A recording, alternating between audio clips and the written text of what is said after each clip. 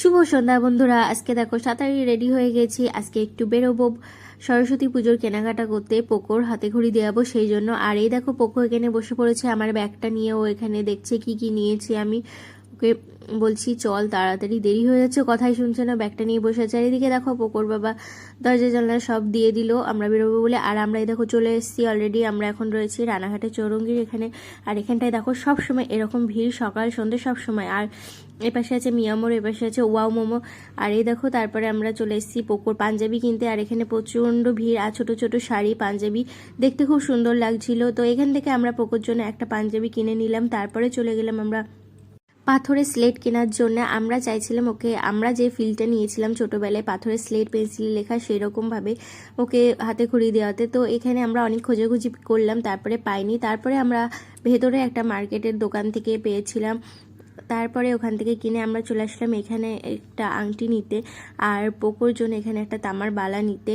আর এইদিকে তার চারিদিকে দেখো অনেক দোকান বসেছে সরস্বতী পুজোর জন্য। আর এখানে আমাদের আংটিটা নেওয়া হয়ে গেছে। আর তারপরে তোমাদের দেখাবো, এই দেখো দশকর্মার দোকানে এখন সব সরস্বতী পুজোর জিনিসপত্র ভর্তি হয়ে রয়েছে। আর এইটা হচ্ছে একটা রাধা গোবিন্দর মন্দির, বাজারের মধ্যে।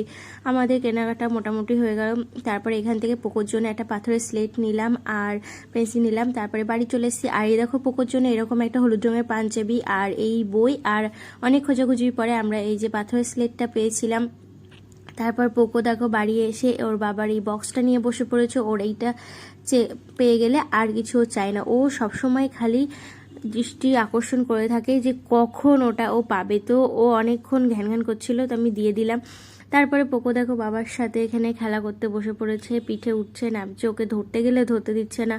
এরকমভাবে ও একা একা ব্যালেন্স করে উঠবে আর এরকমভাবে লাফ দিয়ে পড়বে। তো যাই হোক, পোকো এরকমভাবে অনেকক্ষণ ধরে বাবার সাথে খেলাধুলো করতে থাকলো।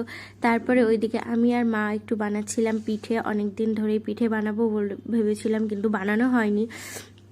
তারপরে আমরা পিঠে বানালাম। আর আমার প্রচণ্ড ঠান্ডা লেগেছে, যার জন্য রেকর্ড করতেও খুব প্রবলেম হচ্ছিল। আর পোকো এরকমভাবে দুষ্টুমি করছিল। আমি এপাশে ক্যামেরা নিয়ে দাঁড়িয়েছিলাম যাতে ও পড়ে গেলে আমি ধরতে পারি। তো এরকমভাবে অনেকক্ষণ ধরে খেলাধুলো হয়ে গেল। তারপরে ওইদিকে মা আর আমি মিলে পিঠেটা বানিয়ে ফেললাম। আজকে বানিয়েছিলাম পাটিসাপটা পিঠে আর হচ্ছে ভাজা পুলি, যেটা ফার্স্ট টাইম আজকে ট্রাই করলাম। এরকম চালের গুঁড়োর সাথে জল দিয়ে এরকম একটা প্রথমে যেরকম ডো বানানো হয় বানিয়ে নিয়েছিলাম। আর ওইদিকে দুধ জাল দিয়ে তার সাথে গুড় দিয়ে ক্ষীর বানিয়ে রেখেছিলাম। আর এইদিকে তারপরে ওটা একটু ময়দা দিয়ে ভালো করে মেখে এরকম রুটির মতন গোল করে নিয়েছিলাম। তার সাথে এরকম গ্লাসের মুখটা দিয়ে এরকম ছোট ছোট ফুচকার মতন করে কেটে নিয়েছিলাম। তাতে অনেকটা পাতলাও হয়েছিল আর অনেকটা সমান হয়েছিল। দিয়ে এরকমভাবে কেটে ওর মধ্যে ক্ষীর ভরে অনেক কটা আমরা বানিয়ে নিয়েছিলাম পুলি।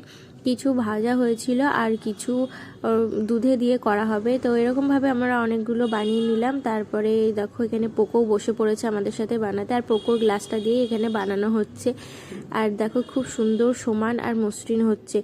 আর ভেতরে ক্ষীরটাও একদম খুব সুন্দর লাগছিল দেখতে।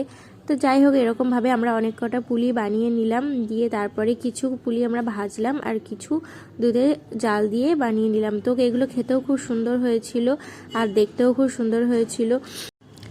তোমরাও এরকমভাবে বানাতে পারো। আমরা ফার্স্ট টাইম বানিয়েছিলাম, কিন্তু খেতে খুব সুন্দর হয়েছিল। কিছুটা ফোন দেখেছিলাম আর কিছুতে নিজেদের আইডিয়া দিয়ে বানিয়েছিলাম।